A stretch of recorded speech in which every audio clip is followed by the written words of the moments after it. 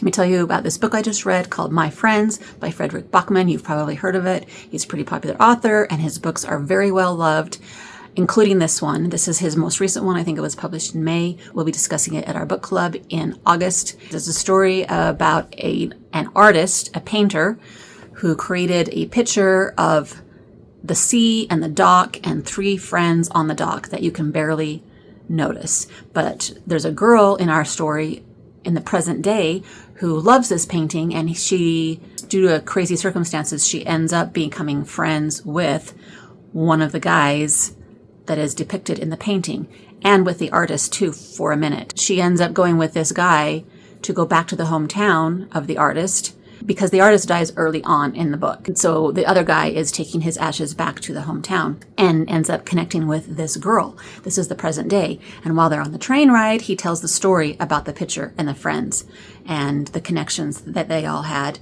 and how the artist ended up painting this picture and everything. And so we flash back between his stories about his friends, the people on the pier, and the present day with him connecting with this homeless teenage girl.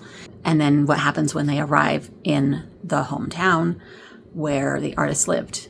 And the artist is always called the artist. We do finally find out his name towards the end. I was going to be so annoyed if we didn't learn his name, but he's just called the artist throughout most of the book, and I'm not exactly sure what the purpose was of that. As expected with Fredrik Backman books, it's very, very emotional and very profound and has so many things to say about art and friends and found family and things that connect us that you would not normally expect.